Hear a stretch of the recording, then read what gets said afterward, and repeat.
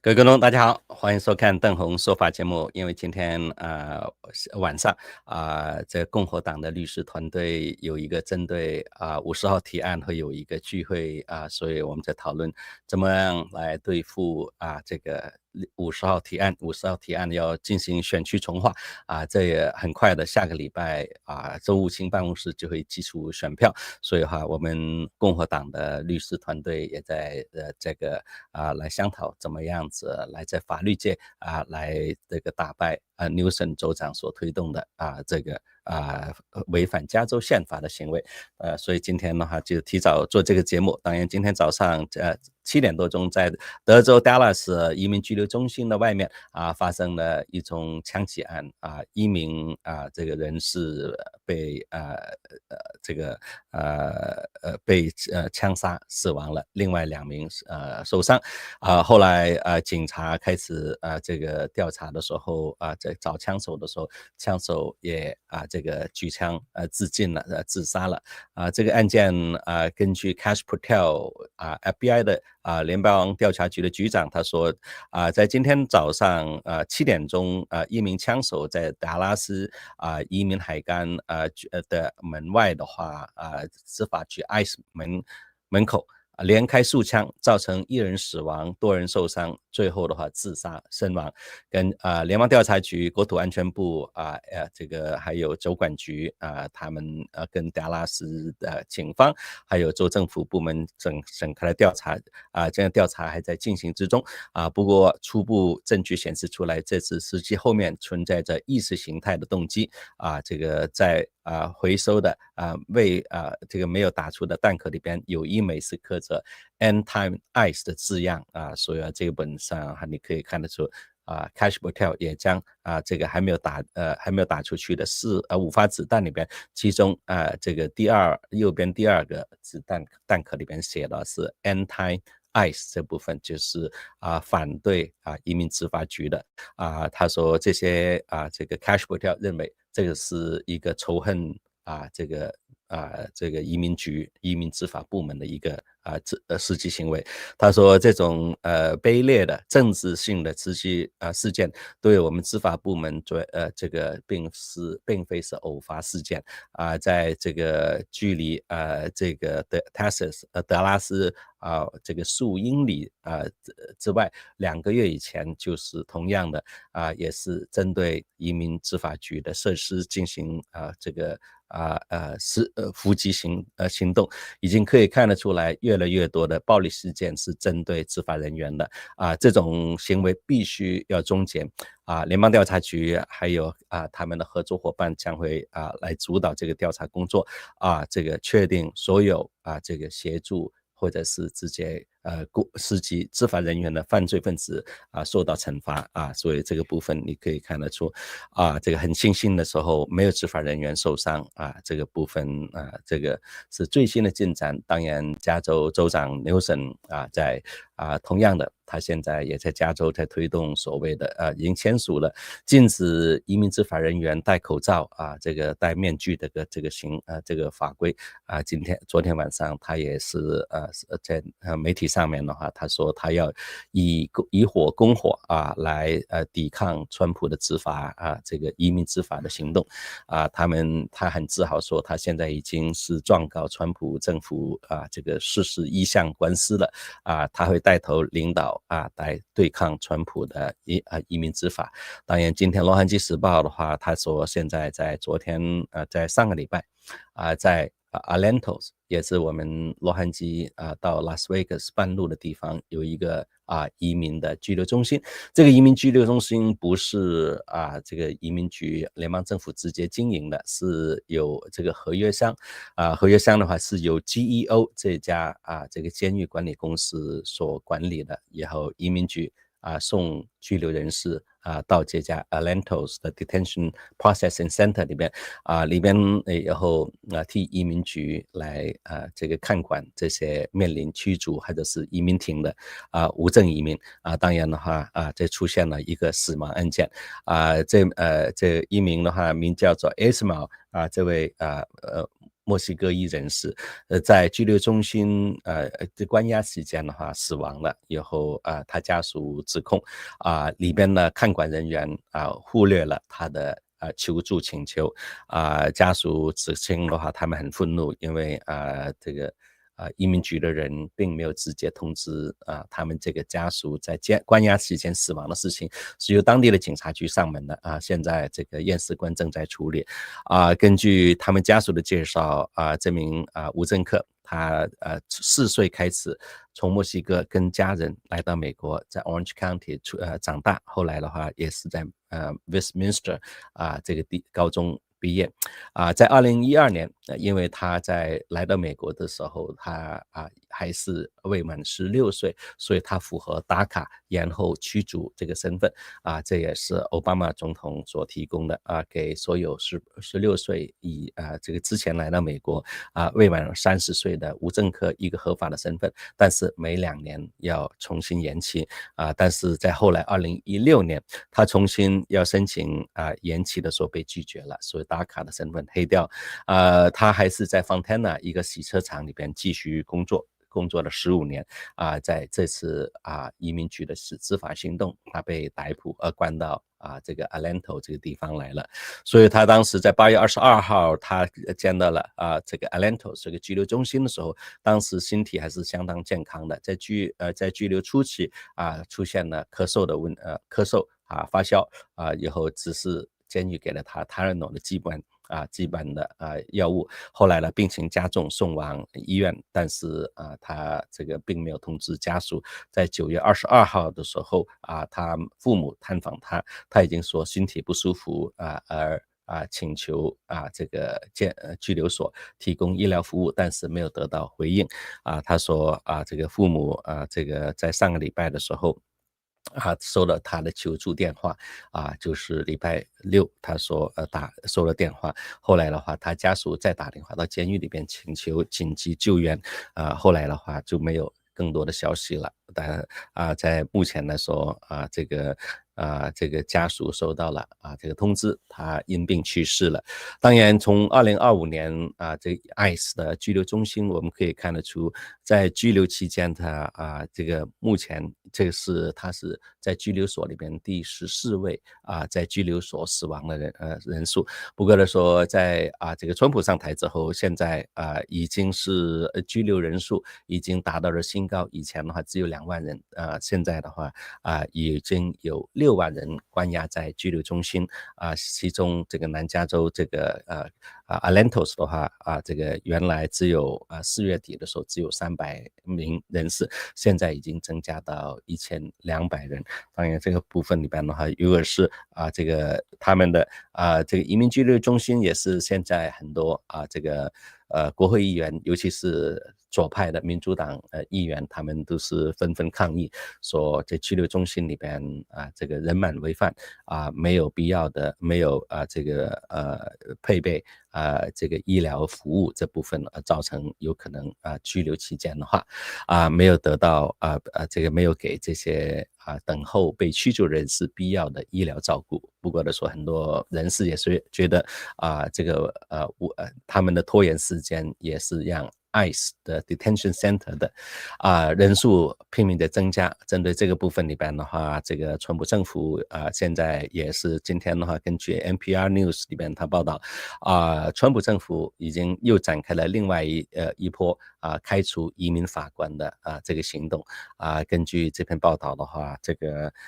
在这个月又有川普政府向20名这个20名的移民法官的话发出了解聘的通知这也是这个川普上台从2月份开始以后解聘的最大的一次行动这个月解聘了20位，到目前来说川普政府已经解聘了80名移民法官从这个再加上这个9月份在9个月之内有120名的移民法官他们提早退休自愿这个辞职了这个大部分的法院这个辞职或者被开除的移民法官都集中在佛罗里达 New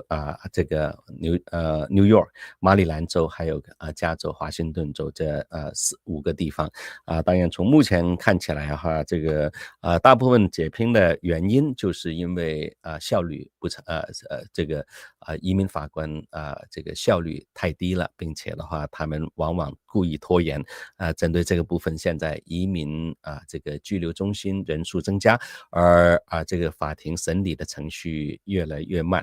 针对这个部分的话已经在这个今年年初已经原来是800名的法官，后来的话这个斗取行动之后已经有很多人离开，现在的话这个今年年初是剩下700名这个移民法官。当然这个移民法官是属于行政法官，所以现在国会已经在大而美的预算案里边已经增加这个驱逐这个无政客里边的一些程序，并且要增聘移民法官。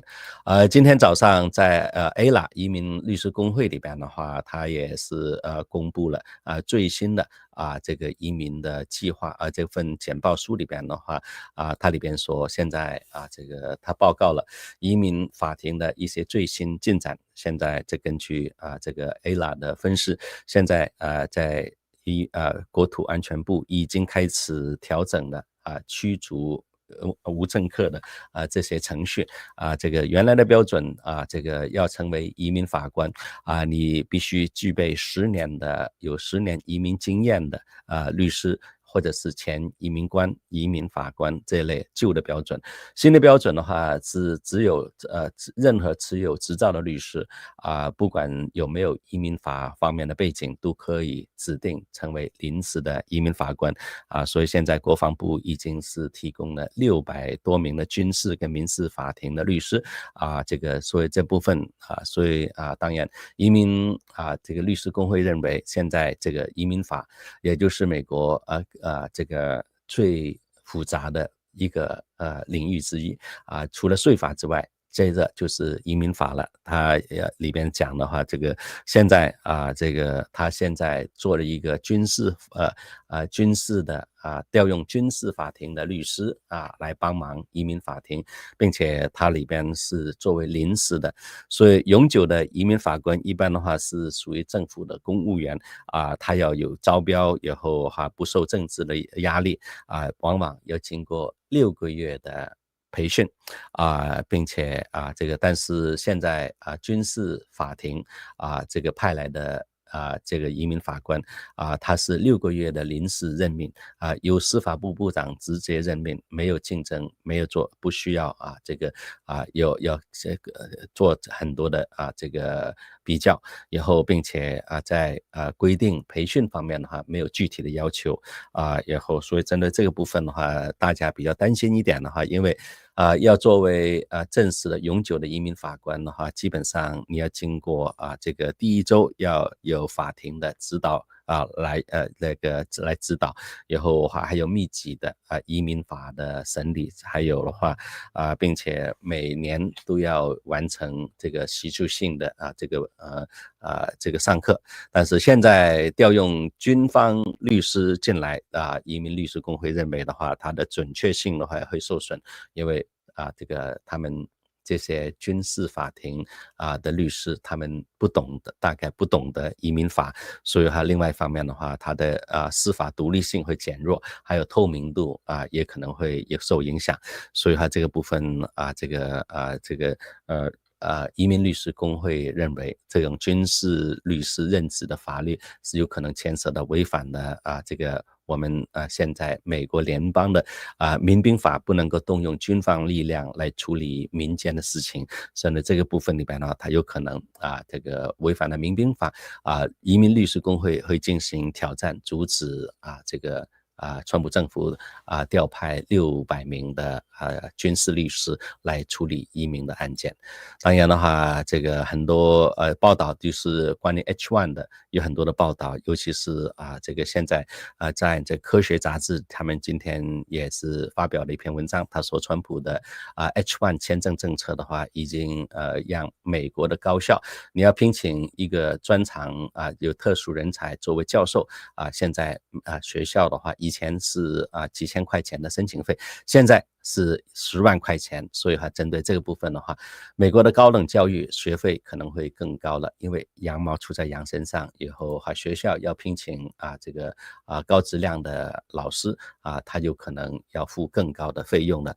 而今天《华尔街日报》有一条更深度的报道，里边呢谈到H-1B 里边的内面里边的政治斗争尤其是它里边讲到川普在上个礼拜召开了这个宣布了 H-1 的移民改革以后现在当时Hal Lynott 项目部的部长在记者会上面他说这个必须在每一年雇主都要付这个费用这个费用是10万块钱。不过的时候后来的话白宫还有在这个网站里边他再度提出来，里边的话是这10万块钱是一次性，不是每年都要付10万的。另外一方面的话就是说以前这个已经拿到 H-1B 的这些人士的话不影响以后不需要付这个钱，也不需要马上赶回美国，将来的话，所以这部分也发现很多这种前后不一致的这部分，它里边就谈到其实这个有是川普政府那边的话两个阵营里边的格斗，一个是科技界，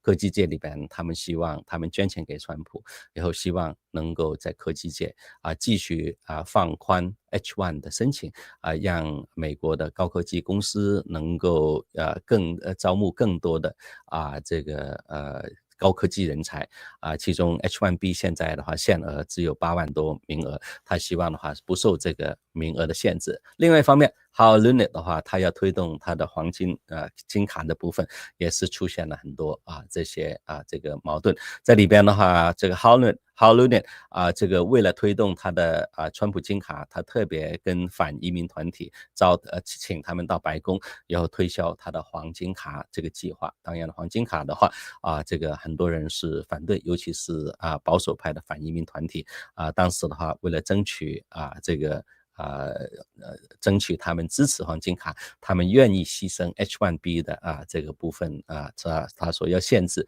提高 H-1B， 这样子的话减少这个后来这个礼拜五减少了H-1B 的人数。针对这个部分里边的话，他们礼拜五开会的时候这个就宣布了提高 H-1B 的费用变成10万块钱当初刚才讲过的话 Hal Lynott 的记者会强调了这个年度收费以后将会将高科技公司的话减少对外来劳工的依赖以后当然的话后来澄清这是10万块钱，不是每年一次的，所以针对这个部分前后不一致，以后科技界里边的话也是出现24小时的混乱有些高科技公司发函叫他们 H-1B 的持有者赶紧在这个9月21号之前赶回美国以后当然的话律师也忙忙碌碌有不同样的律师都没办法了解最后的政策现在的话这个目前来说这个白宫说我们现在会由国土安全部移民局来对 H-1 的具体落实细节再做进一步的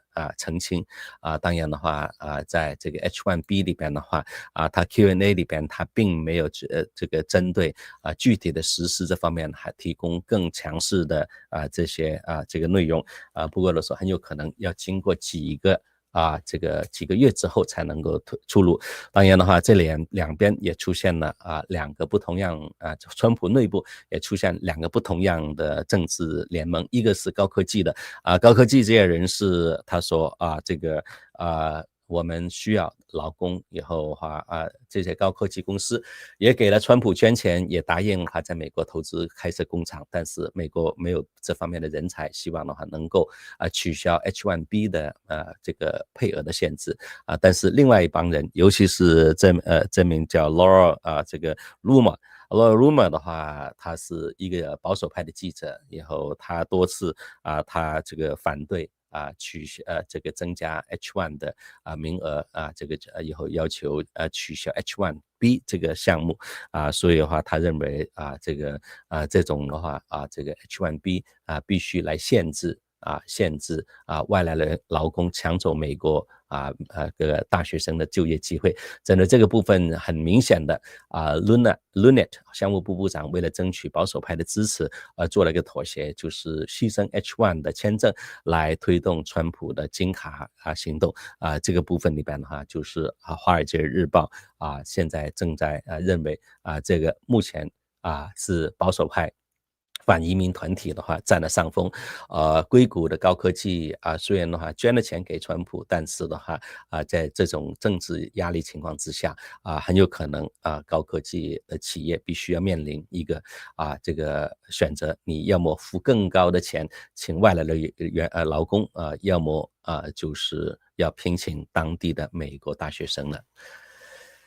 当然昨天川普这个参加这个联合国的时候这个联席会议，当然的话川普在这个上电梯的时候也发现了一个遇到麻烦你可以看得出这个电梯在走道的时候，等Melania 跟这个川普上电梯的时候这个电梯突然间停了下来那当然的话这个纯粹是巧合，或者是有人故意要给美国总统难堪的这个部分里边的话，后来这个 Melania 跟川普也是这个直接走路上去，没有采用自动电梯，所以川普这个除了这个意外的插曲之外的话川普在这个进行联合国演讲的时候他特别提到这个出了另外一个状况，就是提词器也出现故障了。以后我们看看我们想一起来看看这场精彩的演讲。 And I don't mind making the speech without a teleprompter because the teleprompter is not working. I feel very happy to be up here with you nevertheless. And that way you speak more from the heart. I can only say that whoever's operating this teleprompter is in big trouble.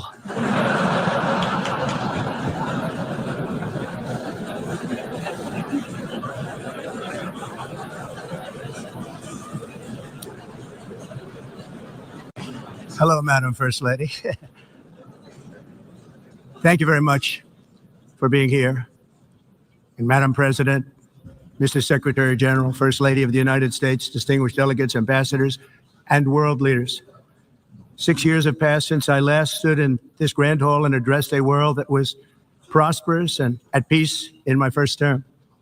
Since that day, the guns of war have shattered the peace I forged on 2 continents. An era of calm and stability gave way to one of the great crises of our time. And here in the United States, 4 years of weakness, lawlessness, and radicalism under the last administration delivered our nation into a repeated set of disasters. 1 year ago, our country was in deep trouble. But today, just 8 months into my administration, we are the hottest country anywhere in the world. And there is no other country even close. America is blessed with the strongest economy, the strongest borders, the strongest military, the strongest friendships, and the strongest spirit of any nation on the face of the earth. This is indeed the golden age of America. We are rapidly reversing the economic calamity we inherited from the previous administration, including ruinous price increases and record-setting inflation like we've never had before. Under my leadership, energy costs are down, gasoline prices are down, grocery prices are down, mortgage rates are down, and inflation has been defeated. The only thing that's up is the stock market, which just hit a record high. In fact, it hit a record high 48 times in the last short period of time. Growth is surging, manufacturing is booming. The stock market, as I said, is doing better than it's ever done. And all of you in this room benefit by that, almost everybody. And importantly, workers' wages are rising at the fastest pace in more than 60 years. And that's what it's all about, isn't it? In 4 years of President Biden, we had less than $1 trillion of new investment into the United States. In just 8 months since I took office, we have secured commitments and money already paid for $17 trillion. Think of it, 4 years, less than $1 trillion, 8 months, much more than $17 trillion is being invested in the United States, and it's now pouring in from all parts of the world. We've implemented the largest tax cuts in American history and the largest regulation cuts in American history, making this once and again the best country on earth to do business. And many of the people in this room are investing in America, and it's turned out to be an awfully good investment during this 8-month period. 那当然的话，川普你可以看得出他好像是发表国情咨文一样。其实这个联合国是在第二次世界大战这个结束之后，由美国的总统这个 Truman 所提议的。美国也是一个重要的这个理事国之一所以当然这个在过去联合国已经是这个情况每况日下。虽然它总部设在纽约，但是也很多人的批评这个联合国滥用了我们这个美国的会费曾经川普上台的时候，他说我们不交联合国的会费，因为我们交的钱都是滥用了。后来川普在担任45任总统的时候，他任命了 Nikki Haley 进去担任美国派驻联合国的代表在47任川普也派了曾经担任过这个国家情报这个国家安全顾问的 Mike Waltz以后，但是 Mike Waltz 的话，原来大家还记得吗？他因为他在一个 Signal 群里边然后公布了一些这个不应该公布的一些讨论，以后后来他被川普改提名任命派驻联合国的代表也是佛罗里达州的前国会议员 Mike Waltz 担任的当然这次川普针对来自世界各地领袖他们就做出了一个呈现美国现在经济的现况以后待会我们看看你可以看得出从他的演讲里面先讲了这个现在川普政府的一些最新的进展，我们再看看的话这个下面的他是怎么样评述现在的国际形势的。My first term, I built the greatest economy in the history of the world. We had the best economy ever, history of the world. And I'm doing the same thing again, but this time it's actually much bigger and even better. The numbers far surpass my record-setting first term. On our southern border, we have successfully repelled a colossal invasion. And for the last 4 months, and that's 4 months in a row, the number of illegal aliens admitted and entering our country has been 0. Hard to believe, because if you look back just a year ago, it was millions and millions of people pouring in from all over the world, from prisons, from mental institutions, drug dealers, all over the world they came. They just poured into our country with the ridiculous open border policy of the Biden administration. Our message is very simple. If you come illegally into the United States, you're going to jail or you're going back to where you came from, or perhaps even further than that. You know what that means. I want to thank the country of El Salvador for the successful and professional job they've done in receiving and jailing so many criminals that entered our country. And it was under the previous administration that the number became record-setting, and they're all being taken out. You have no choice. And other countries have no choice because other countries are in the exact same situation with immigration. It's destroying your country, and you have to do something about it. On the world stage, America is respected again like it has never been respected before. You think about 2 years ago, 3 years ago, 4 years ago, or 1 year ago, we were a laughingstock all over the world. At the NATO summit in June, virtually all NATO members formally committed to increase defense spending at my request from 2% to 5% of GDP, making our alliance far stronger and more powerful than it was ever before. In May, I traveled to the Middle East to visit my friends and rebuild our partnerships in the Gulf, and those valued relationships with Saudi Arabia, Qatar, and the UAE and other countries are now, I believe, closer than ever before.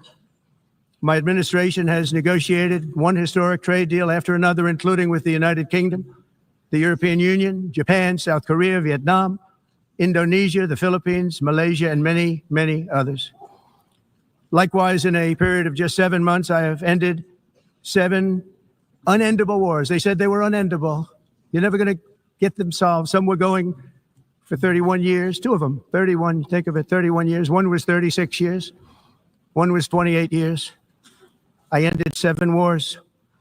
And in all cases, they were raging with countless thousands of people being killed. This includes Cambodia and Thailand, Kosovo and Serbia, the Congo and Rwanda, a vicious, violent war that was, Pakistan and India, Israel and Iran, Egypt and Ethiopia, and Armenia and Azerbaijan. It included all of them. No president or prime minister, and for that matter, no other country has ever done anything close to that. And I did it in just 7 months. It's never happened before. There's never been anything like that. I'm very honored to have done it. It's too bad that I had to do these things instead of the United Nations doing them. And sadly, in all cases, the United Nations did not even try to help in any of them. I ended 7 wars, dealt with the leaders of each and every one of these countries. 当然，川普的话，他已经提到这个小尔多送进非法移民进来美国，现在的也要接收了还有中东，他们现在也在跟美国合作，然后来投资美国。同样的，他对这个在过去8个月，他结束了7场战争，他也在 complain， 联合国这是你的工作，我川普帮你们做了，而你们在袖手旁观，所以这部分也是在评级这个联合国里边的话没有起到它应有的作用。And never even received a phone call from the United Nations offering to help in finalizing the deal. All I got from the United Nations was an escalator that on the way up stopped right in the middle. If the First Lady wasn't in great shape, she would have fallen, but she's in great shape. We're both in good shape. We both stood. And then a teleprompter that didn't work. These are the 2 things I got from the United Nations, a bad escalator and a bad teleprompter. Thank you very much. And by the way, it's working now. It just went on. Thank you. I think I should just do it the other way. It's easier. Thank you very much. I didn't think of it at the time because I was too busy working to save millions of lives. That is the saving and stopping of these wars. But later I realized that the United Nations wasn't there for us. They weren't there.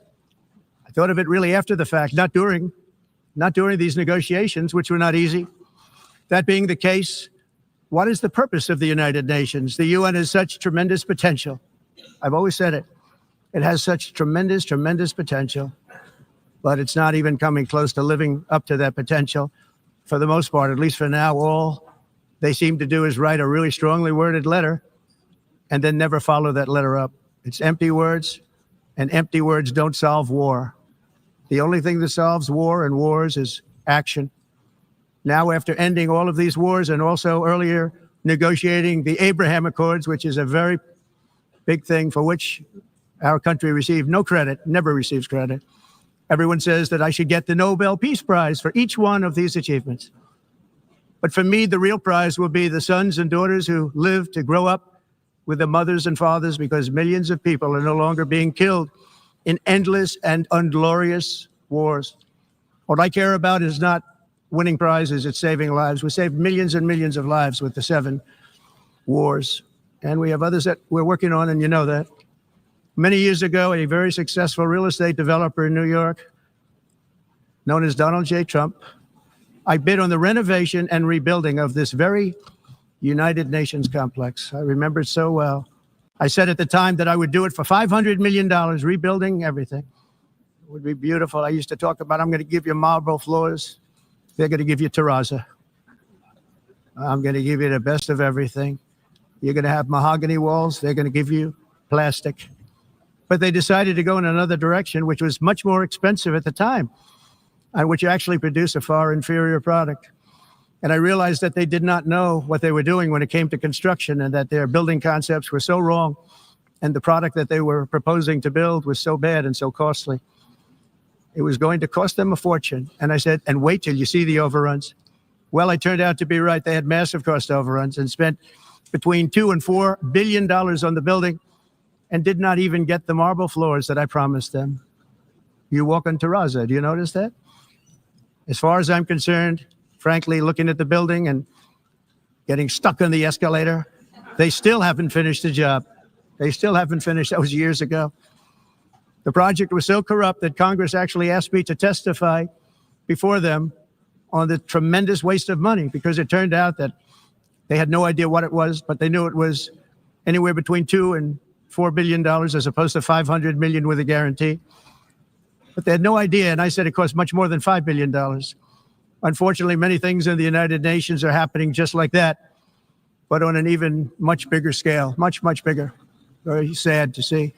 Whether the UN can manage to play a productive role, I've come here today to offer the hand of American leadership and friendship to any nation in this assembly that is willing to join us in forging a safer, more prosperous world. And it's a world that we'll be much happier with. A dramatically better future is within our reach. But to get there, we must reject the failed approaches of the past and work together to confront some of the greatest threats in history. 那当然的话，川普他就像 Charlie Kirk 上面讲的话，我不是那么 forgiving 的人，我是不会这个那么宽恕的别人的他有仇必报，所以这个部分你可以看得出，他说几年前他就投标要重建联合国大楼，当时他标价里边的话是5亿，整个 project 下来以后以后并且大理石以后装潢一切都非常高档的，没想到联合国居然的话没有挑他来重建，结果这个增加了预算，增加到20亿到40亿，5亿本来可以已经非常好的，因为现在的话连电梯都出问题，各种问题可以看得出川普就是嘲笑联合国，你们乱花我们的钱，然后这个腐败的问题在里边了，所以川普也在评级联合国里边本身的一些很大的腐败，从招标项目就可以看得出来，5亿可以做到的事情要花20亿。There is no more serious danger to our planet today than the most powerful and destructive weapons ever devised by man, of which the United States, as you know, has many. Just as I did in my first term, I've made containing these threats a top priority, starting with the nation of Iran. My position is very simple. The world's #1 sponsor of terror can never be allowed to possess the most dangerous weapon. That's why shortly after taking office, I sent the so-called Supreme Leader a letter making a generous offer. I extended a pledge of full cooperation in exchange for a suspension of Iran's nuclear program. The regime's answer was to continue their constant threats to their neighbors and U.S. interests throughout the region and some great countries that are right nearby. Today, many of Iran's former military commanders, in fact, I can say almost all of them, are no longer with us. They're dead. And 3 months ago, in Operation Midnight Hammer, 7 American B-2 bombers dropped the 14 30,000-pound each bombs on Iran's key nuclear facilities, totally obliterating everything. No other country on earth could have done what we did. No other country has the equipment to do what we did. We have the greatest weapons on earth. We hate to use them. But we did something that for 22 years people wanted to do. With Iran's nuclear enrichment capacity demolished, I immediately brokered an end to the 12-day war, as it's called, between Israel and Iran, with both sides agreeing to fight no longer. As everyone knows, I have also been deeply engaged in seeking a ceasefire in Gaza. Have to get that done. Have to get it done. Unfortunately, Hamas has repeatedly rejected reasonable offers to make peace. We can't forget October 7th, can we? Now, as if to encourage continued conflict, some of this body is seeking to unilaterally recognize a Palestinian state. The rewards would be too great for Hamas terrorists for their atrocities. This would be a reward for these horrible atrocities, including October 7th, even while they refuse to release the hostages or accept a ceasefire. Instead of giving to Hamas and giving so much, because they have taken so much. This could have been solved so long ago. But instead of giving in to Hamas's ransom demands, those who want peace should be united with one message: release the hostages now. Just release the hostages now. Thank you.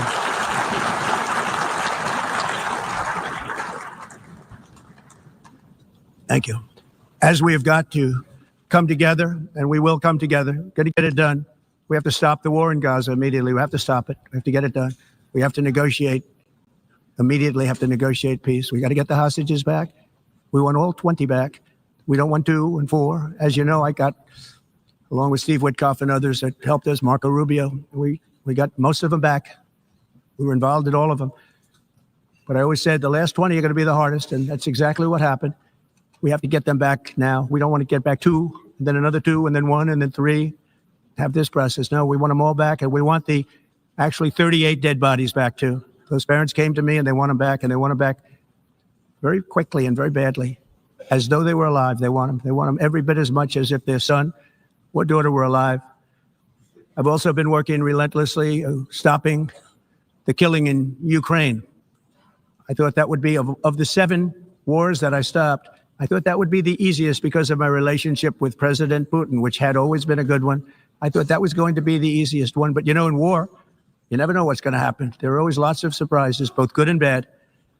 Everyone thought Russia would win this war in 3 days, but it didn't work out that way. It was supposed to be just a quick little skirmish. It's not making Russia look good. It's making them look bad. No matter what happens from here on out, this was something that should have taken a matter of days, certainly less than a week.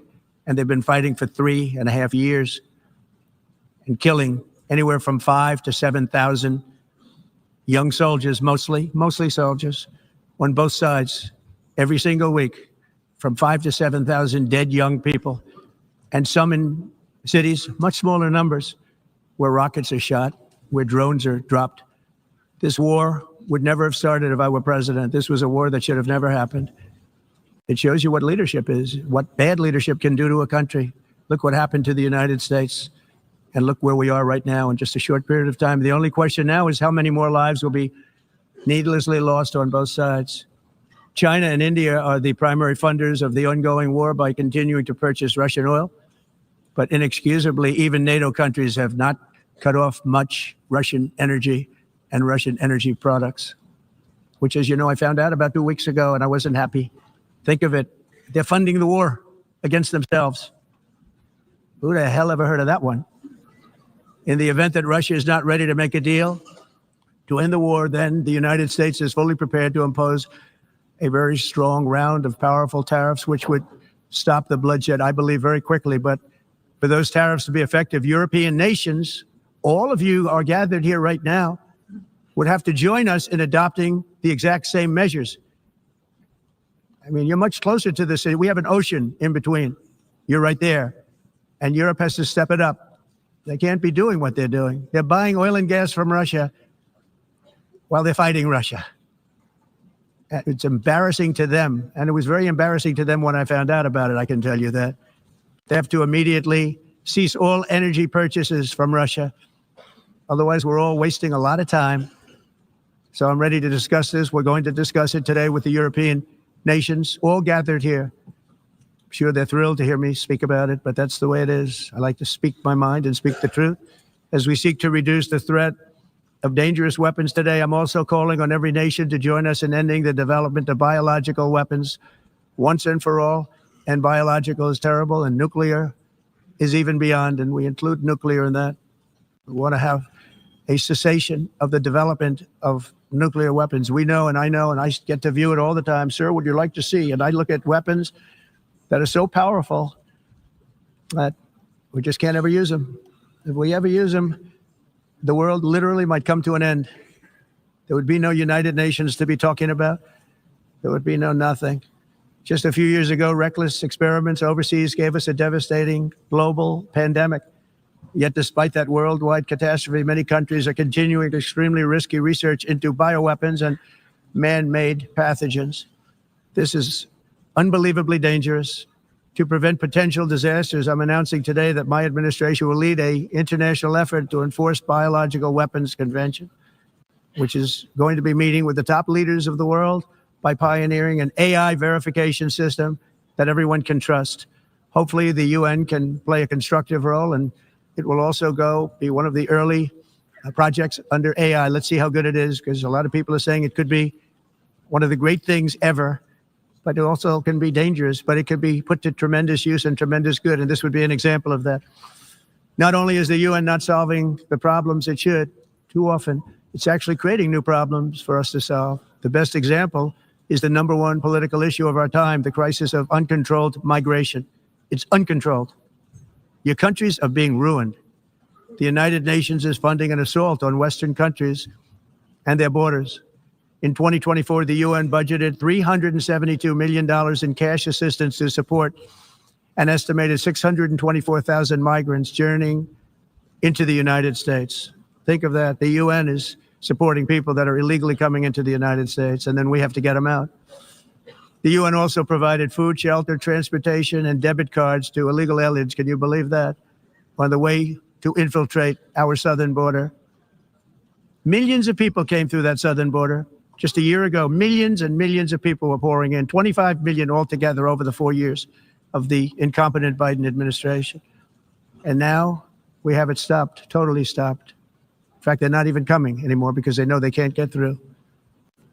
But what took place is totally unacceptable. The UN is supposed to stop invasions, not create them and not finance them. In the United States, we reject the idea that mass numbers of people from foreign lands can be permitted to travel halfway around the world, trample our borders, violate our sovereignty, cause unmitigated crime, and deplete our social safety net. We have reasserted that America belongs to the American people, and I encourage all countries to take their own stand in defense of their citizens as well. You have to do that because I see it. I'm not mentioning names. I see it, and I can call every single one of them out. You're destroying your countries. They're being destroyed. Europe is in serious trouble. They've been invaded by a force of illegal aliens like nobody's ever seen before. Illegal aliens are pouring into Europe. Nobody is ever, and nobody's doing anything to change it, to get them out. It's not sustainable. And because they choose to be politically correct, they're doing just absolutely nothing about it. And I have to say, I look at London where you have a terrible mayor, terrible mayor. And it's been so changed, so changed. Now they want to go to Sharia law, but you're in a different country. You can't do that. Both the immigration and their suicidal energy ideas will be the death of Western Europe if something is not done immediately. This cannot be sustained. What makes the world so beautiful is that each country is unique. But to stay this way, every sovereign nation must have the right to control their own borders. You have the right to control your borders, as we do now, and to limit the sheer numbers of migrants entering their countries and paid for by the people of that nation that were there and that built that particular nation at the time. They put their blood, sweat, tears, money into that country, and now they're being ruined. Proud nations must be allowed to protect their communities and prevent their societies from being overwhelmed by people they have never seen before, with different customs, religions, with different everything, where migrants have violated laws, lodged false asylum claims, or claimed refugee status for illegitimate reasons. They should, in many cases, be immediately sent home. And while we will always have a big heart for places and people that are struggling and truly compassionate, answers will be given. We have to solve the problem, and we have to solve it in their countries, not create new problems in our countries. And we are very helpful to a lot of countries that are just not able to send their people anymore. They used to send them to us in caravans of 25, 30,000 people each. These massive caravans of people pouring into our country, totally unchecked and unvetted. But not anymore. According to the Council of Europe in 2024, almost 50% of inmates in German prisons were foreign nationals or migrants. In Austria, the number was 53% of the people in prisons were from places that weren't from where they are now. In Greece, the number was 54%. And in Switzerland, beautiful Switzerland, 72% of the people in prisons are from outside of Switzerland. When your prisons are filled with so-called asylum seekers who repaid kindness, and that's what they did. They repaid kindness with crime. It's time to end the failed experiment of open borders. You have to end it now. See, I can tell you, I'm really good at this stuff. Your countries are going to hell. In America, we've taken bold action to swiftly shut down uncontrolled migration. Once we started detaining and deporting everyone who crossed the border and removing illegal aliens from the United States, they simply stopped coming. They're not coming anymore. We're getting a lot of credit, but they're not coming anymore. This was a humanitarian act for all involved because On the trips up, thousands of people a week were dying. Women were being raped. Nobody's ever seen anything like it. Raped, horribly beaten, raped. On the trip up, the journey up, it was a long walk. It was a long, arduous journey, indeed. And it was also a historic victory against human trafficking throughout the region. What we did was a victory, and we saved so many lives of people that wouldn't make the journey. That journey was loaded up with death. Loaded up with death. Dead bodies all along the roads of jungles to get up. They go through jungles, they go through areas so hot you couldn't breathe. They were dying of suffocation, areas so hot that you couldn't breathe. Dead bodies all over.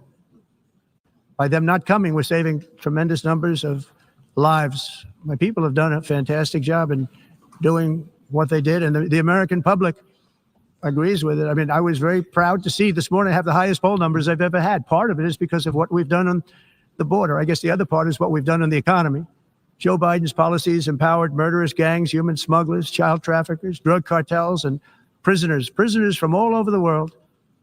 The previous administration also lost nearly 300,000 children. Think of that. They lost more than 300,000 children, little children, who were trafficked into the United States on the Biden watch, many of whom have been raped, exploited, and abused, and sold. Sold. Nobody talks about that. The fake news doesn't write about it. With many others, young children who are missing or dead.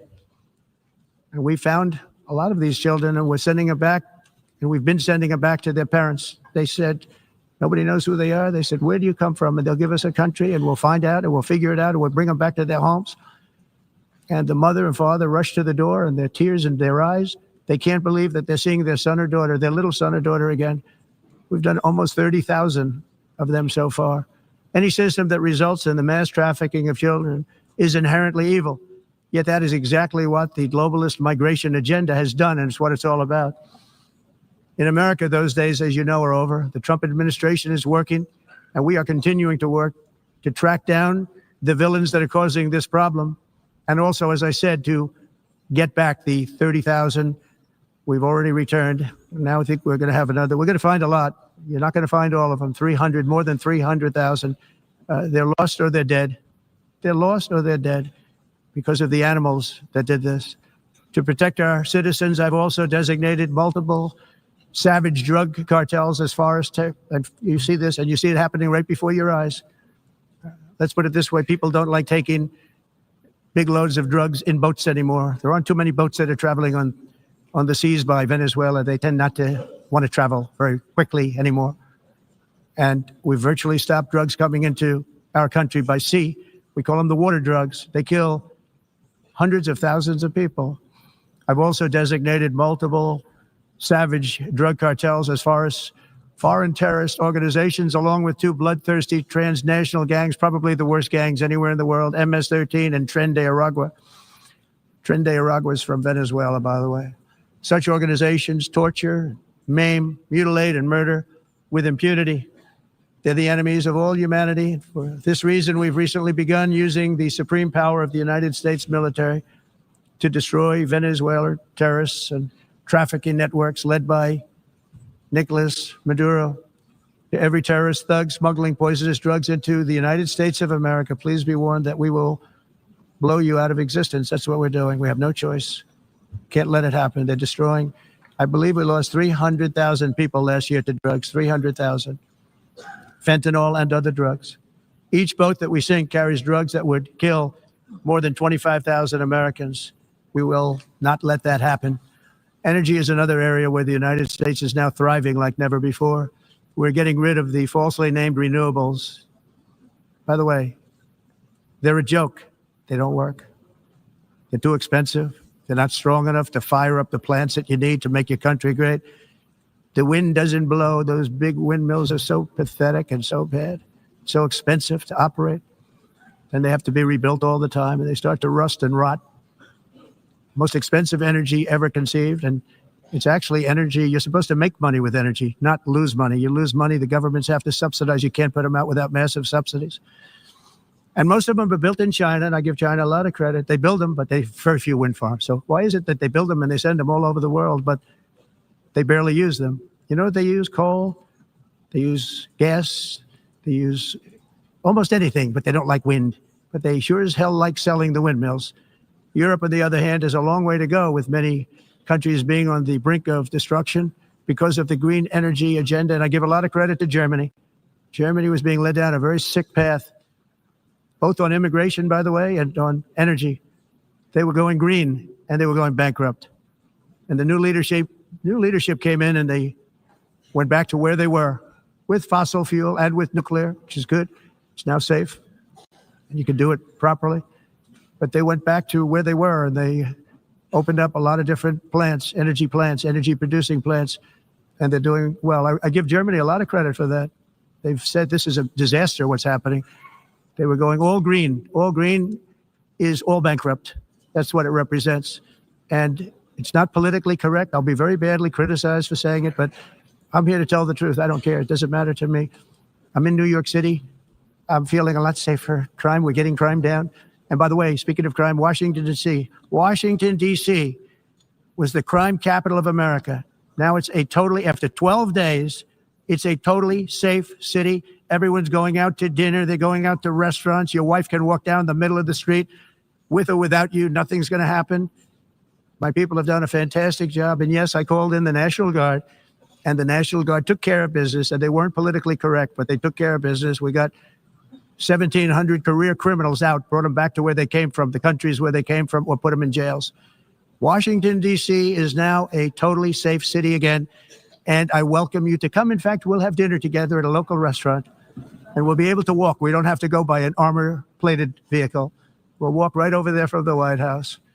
They've given up their powerful edge, a lot of the countries that we're talking about, in oil and gas, such as essentially closing the great North Sea oil. Oh, the North Sea, I know it so well. Aberdeen was the oil capital of Europe, and there's tremendous oil that hasn't been found in the North Sea, tremendous oil. And I was with the prime minister I respect and like a lot, and I said, you're sitting with the greatest asset. They essentially closed it by making it so highly taxed that no developer, no oil company can go there. They have tremendous oil left, and more importantly, they have tremendous oil that hasn't even been found yet. And what a tremendous asset for the United Kingdom. And I hope the Prime Minister is listening, because I told it to him 3 days in a row. That's all he heard. North Sea oil, North Sea, because I want to see them do well. I want to stop seeing them ruining that beautiful Scottish and English countryside with windmills and massive solar panels that go 7 miles by 7 miles, taking away farmland. But we're not letting this happen in America. In 1982, the executive director of the United Nations Environmental Program predicted that by the year 2000, climate change would cause a global catastrophe. He said that it will be irreversible, as any nuclear holocaust would be. This is what they said at the United Nations. What happened? Here we are. Another UN official stated in 1989 that within a decade, entire nations could be wiped off the map by global warming. Not happening. You know, it used to be global cooling. If you look back years ago in the 1920s and the 1930s, they said, global cooling will kill the world. We have to do something. Then they said global warming will kill the world. But then it started getting cooler. So now they could just call it climate change, because that way they can't miss. It's climate change. Because if it goes higher or lower, whatever the hell happens, there's climate change. It's the greatest con job ever perpetrated on the world, in my opinion. Climate change, no matter what happens, you're involved in that. No more global warming, no more global cooling. All of these predictions made by the United Nations and many others, often for bad reasons, were wrong. They were made by stupid people that have cost their countries fortunes and given those same countries no chance for success. If you don't get away from this green scam, your country is going to fail. And I'm really good at predicting things, you know. They actually said during the campaign, they had a hat, the best-selling hat. Trump was right about everything. And I don't say that in a braggadocious way, but it's true. I've been right about everything. And I'm telling you that if you don't get away from the green energy scam, your country is going to fail. And if you don't stop people that you've never seen before, that you have nothing in common with, your country is going to fail. I'm the president of the United States, but I worry about Europe. I love Europe. I love the people of Europe. And I hate to see it being devastated by energy and immigration. This double-tailed monster destroys everything in its wake, and they cannot let that happen any longer. You're doing it because you want to be nice. You want to be politically correct, and you're destroying your heritage.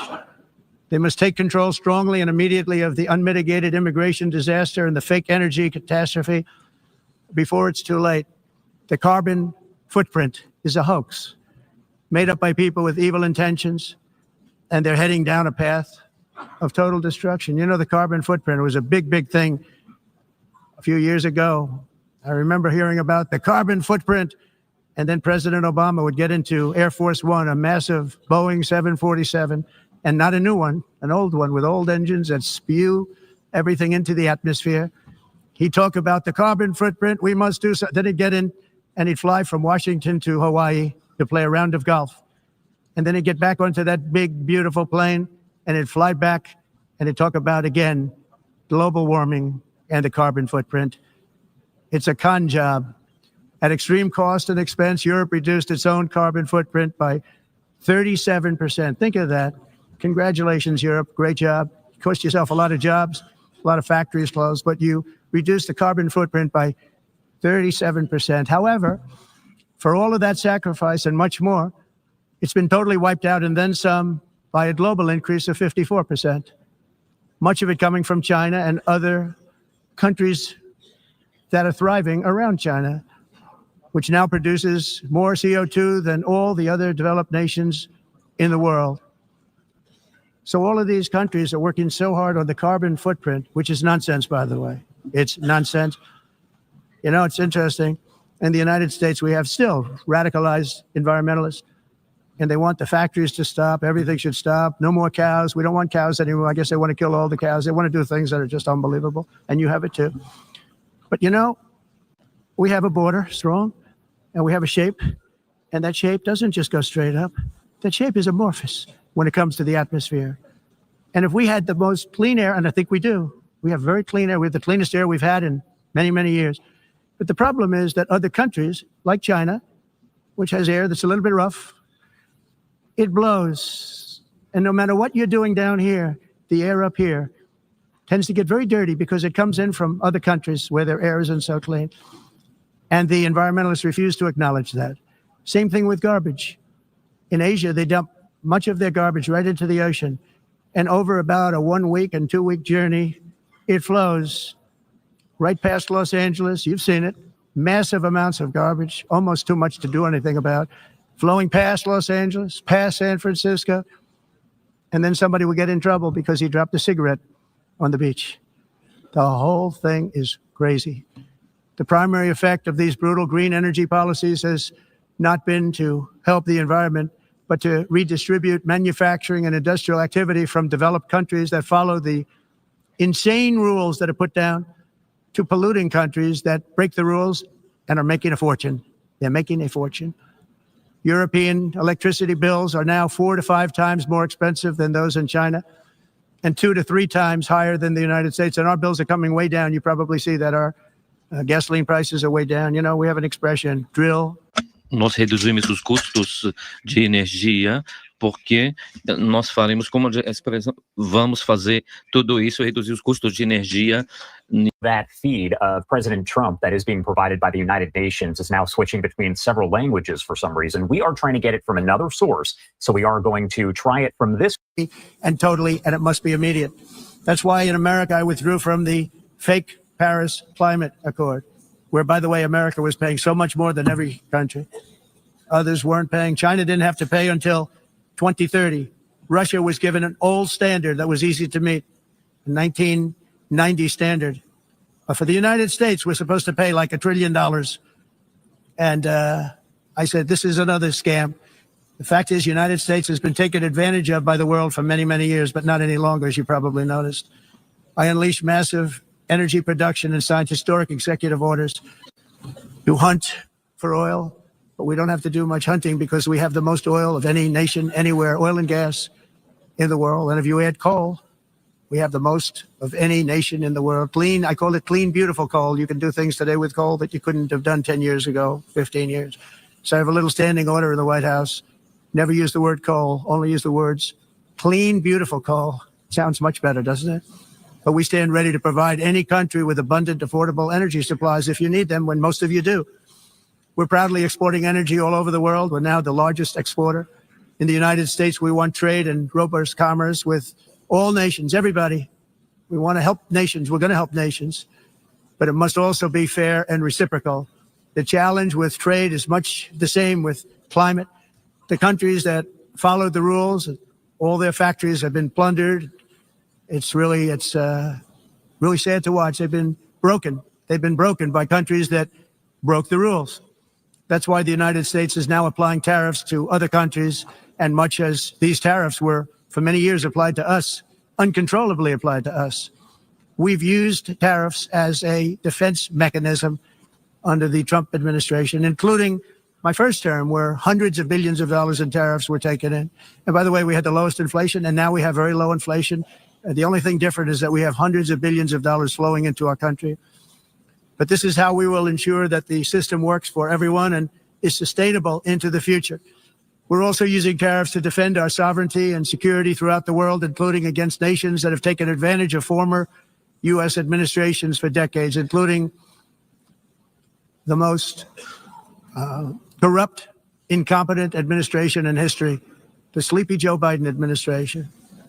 Brazil now faces major tariffs in response to its unprecedented efforts to interfere in the rights and freedoms of our American citizens and others, with censorship, repression, weaponization, judicial corruption, and targeting of political critics in the United States. I have a little problem saying this because I must tell you, I was walking in and the leader of Brazil was walking out.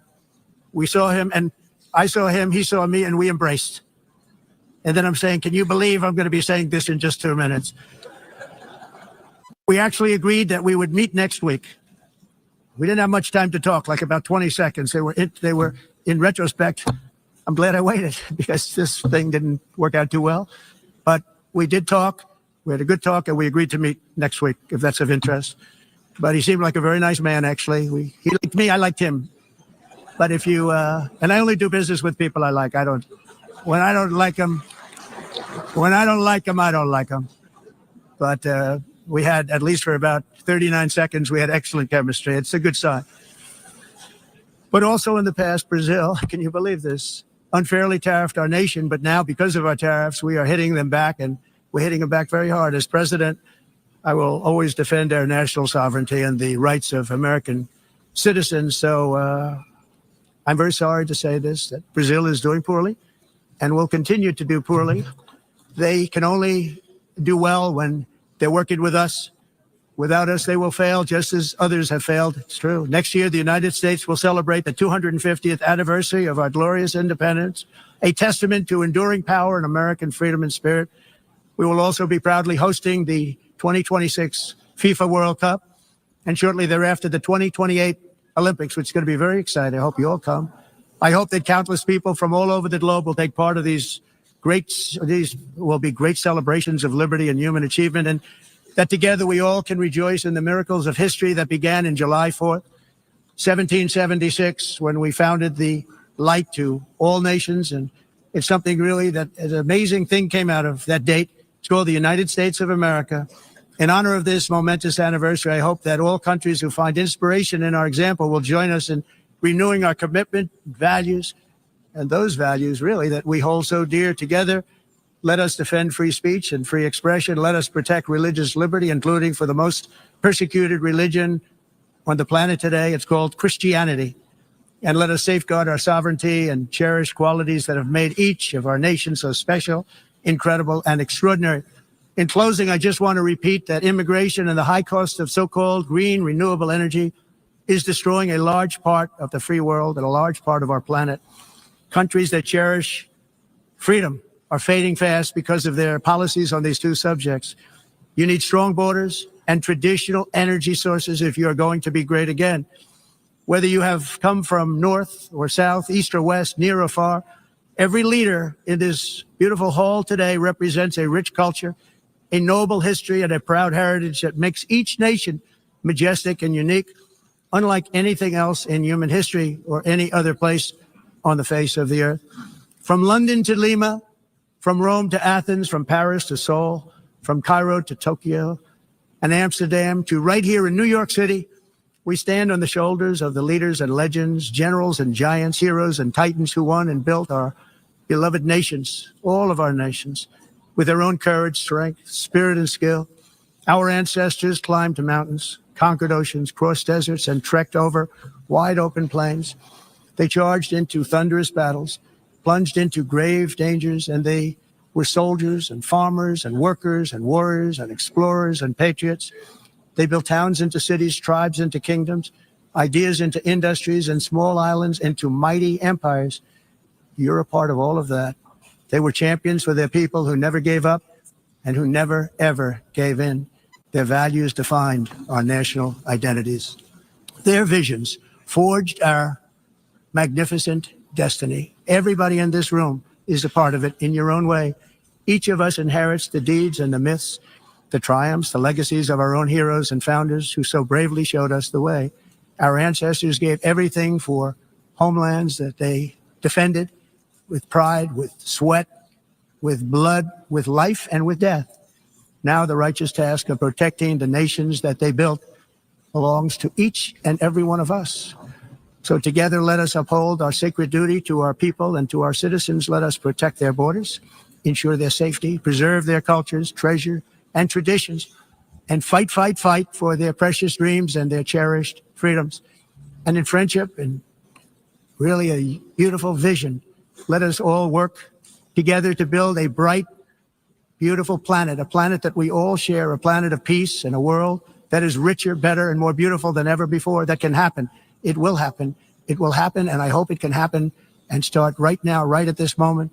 We'll turn it around. We're going to make our countries better, safer, more beautiful. We're going to take care of our people. Thank you very much. It's been an honor. God bless the nations of the world. Thank you very much. Bye. 川普这里边快1个小时的演讲，我们可以看得出有2点是可以说是皇帝没有穿衣服，他就支援讲出了2个联合国在过去几年里边所推动的2个这个政策完全是失败的。如果按照这2个政策下来的话，你们的国家将会是灭亡掉。第一个是移民问题，他说联合国做了一个尝试，以后开放边界以后，你可以看得出多少这个西方文明的国家都被摧毁掉。它里边特别提到像德国还有这个欧洲国家的话，1半以上关押在监狱的犯罪分子都是来自外国。以后同样的美国政府在过去拜登时代里边也是联合国花了3.27亿的资金来援助，以后帮助600多万的无政客到来了美国。所以他这个部分他说这个我们如果是我们不会保护自己的国境的话，那我们这个西方的国家西方文明就会被摧毁掉。另外一个呢，就是绿能骗局，它里边讲过可以看得出来，他说现在这个现在已经不是说地球暖化了，因为不存在鸟这个现在的话，他们左翼团体透过联合国推动了这个绿能政策，而导致这个现在改变成为气候变迁这个 climate change 这个也是个完全骗局它里边也提到这个我们要恢复传统的这种石油或者是这个来发电的这个部分。他说我们只有这样子才能够维护我们世界的发展。当然他再度提到了这个和平的部分，从中东到俄乌战争，它里边也是呼吁你们现在这个中国印度在推动帮助暗中助俄国，就是因为他们购买能源。欧洲你们现在靠得那么近，你还是一样他还是不断的购买从俄国里面购买石油能源，这部分无形之中就是帮助了俄国。以后它里边也呼吁这个所有的西方国家也联合起来，在经济上面开启对俄国采取经济制裁的措施当然你可以看得出川普毫无顾忌，以后他可以说是 truth teller，讲了真实的情况出来，所以这个看完之后大家都觉得川普有话就说，这是他的风格。好的，谢谢大家今天的这个的时间我们明天再会。